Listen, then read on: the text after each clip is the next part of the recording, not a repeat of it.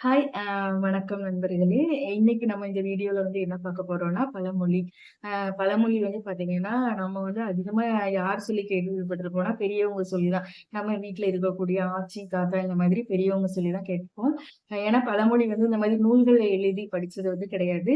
அது வந்து வாய்மொழி மூலம் வந்து வந்தது. ஒருத்தர் சொல்லி ஒருத்தர் கேட்டு அப்படியே அடுத்தவங்களுக்கு சொல்லி சொல்லி அந்த மாதிரி வந்தது தான் பழமொழி. பழமொழி வந்து ஏதாவது ஒரு இத வந்து சுருங்க சொல்லி விளங்க வைக்கிற மாதிரி இருக்கும். அது வந்து நமக்கு வந்து மோட்டிவேட் பண்ற மாதிரி இருக்கும். நம்மளுக்கு ஆலோசனை குடுக்குற மாதிரி இருக்கும். அவேர்னஸ் குடுக்குற மாதிரி இருக்கும். அந்த மாதிரி பழமொழியில தான் இன்னைக்கு நம்ம வந்து 2 பழமொழி தான் பார்க்க போறோம். அ ரொம்ப இன்ட்ரஸ்டிங்கா இருக்கும். ஸோ ஸ்கிப் பண்ணாம பாருங்க. ஃபர்ஸ்ட்டு பழமொழி என்னன்னு பார்த்தீங்கன்னா, "ஒரு மனிதன் ஒரு முறை என்னை ஏமாற்றினால் அவனுக்கு அவமானம். அ அவர் இருமுறை என்னை ஏமாற்றினால் எனக்கு அவமானம்." அதாவது ஒருத்தர் வந்து நம்மள வந்து ஃபர்ஸ்ட் டைம் நம்மள வந்து ஏமாத்திட்டாங்க அப்டின்னா, அவமானம் அவங்களுக்கு தான். அதே 2 தடவ மறுபடியும் நம்ம அவங்க கிட்ட ஏமாந்தோம்னா, நமக்கு அவமானம் அப்டின்னு சொல்றாங்க.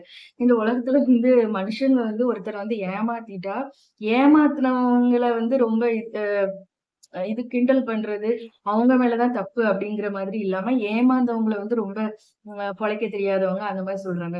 நம்ம வந்து யார்கிட்ட ரொம்ப ஏமாந்துருப்போம்னு பார்த்தீங்கன்னா, நமக்கு நெருக்கமான உறவினர்கள் கிட்ட, நண்பர்கள் கிட்ட அந்த மாதிரி தான் ஏமாத்திருப்போம். ஒரு மனிதர் இன்னொரு மனிதர ஏமாற்றுறது வந்து தப்பு. யார் ஏமாற்றுறாங்களோ அவங்க தான் ஒரு அவமானப்படணும். அதுக்கு வந்து அசிங்கப்படணும். ஏமாற்றுறது அப்படிங்கிறது ரொம்ப தவறான செயல். நம்ம வந்து ஏமாந்துட்டோம்னு அதையே நெனச்சுட்டு அப்படியே இல்லாம, அடுத்து யார்கிட்டயும் ஏமாறாம அதுலருந்து ஒரு லெசன் தான் கத்துக்க முடியும்.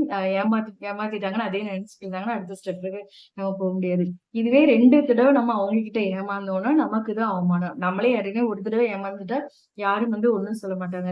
திருப்பி ரிப்பீட்டடா ஒரு ஆள்கிட்டயே 2 தடவ ஏமாந்தா நம்மள தான் சொல்லுவாங்க. இவங்களுக்கு கொஞ்சமாவது நாலேட்ஜ் இருக்கா? மறுபடியும் போய் அவங்க கிட்ட ஏமாந்துட்டாங்க அப்படின்னு சொல்லி சொல்லுவாங்க. அததான் வந்து இந்த பழமொழி வந்து சொல்லுது. ஒரு மனிதன் ஒரு முறை என்னை ஏமாற்றினால் அவனுக்கு அவமானம். அவரு இருமுறை என்னை ஏமாற்றினால் எனக்கு அவமானம் அப்படின்னு வந்து சொல்றது. இன்னைக்கு சிச்சுவேஷனுக்கு இந்த பழமொழி வந்து ரொம்ப பொருத்தமாவே இருக்கு. நெக்ஸ்ட் வந்து இந்த பழமொழி வந்து எனக்கு ரொம்ப பிடிச்ச பழமொழி. மெதுவாக வளர பயப்பட வேண்டாம். அம் அசையாமல் இருப்பதற்கு மட்டுமே பயப்படுங்கள். அதாவது என்ன சொல்றாங்கன்னா, அம் உங்களோட வளர்ச்சி வந்து மெதுவா தான் இருக்கு அப்டின்னா, நீங்க அதுக்கு வந்து ரொம்ப பயப்படாதீங்க, வெட்கப்படாதீங்க.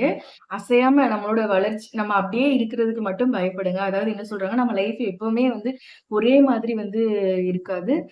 சில நேரங்கள்ல நம்ம வந்து வாழ்க்கையில நெறைய பிரச்சனைகள வந்து சந்திக்க நேரி அப் அப்டியே சந்திக்க நேரிடும். அப்படி நெறைய பிரச்சனைகள நம்ம வந்து சந்திக்கும்போது, அப்படியே தேங்கி நின்றாம, அ இருக்கிறத விட அடுத்து என்ன பண்ணலாம் அப்படின்னு சொல்லிட்டு, அடுத்த ஸ்டெப் வந்து மெதுவா எடுத்து வச்சு, உடனே அடுத்து நம்ம வந்து சக்சஸ் அடைஞ்சிட முடியாதுல்ல. மெதுவா தான் போ முடியும். அதுக்காக சொல்றாங்க, "மெதுவாக வளர பயப்பட வேண்டாம். அசையாமல் இருக்க மட்டுமே பயப்படுங்கள்."